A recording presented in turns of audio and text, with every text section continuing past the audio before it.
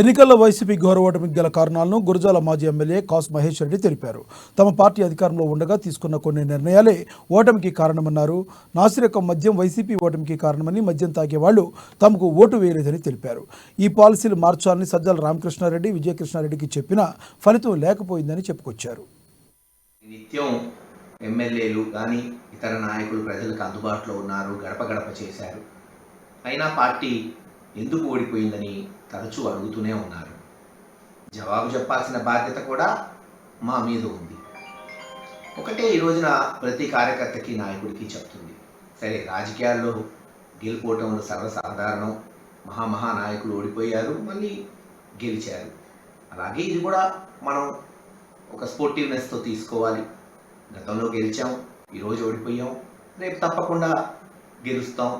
మనం మన బాధ్యతని, ప్రతిపక్ష బాధ్యతని మరి హుందాగా నిర్వర్తిస్తూ ప్రజల్లోకి పోయి ప్రజల తరఫున అధికార పక్షాన్ని ఎండగడుతూ ఉంటే తప్పకుండా ప్రజలు మనకు అవకాశం ఇస్తారు.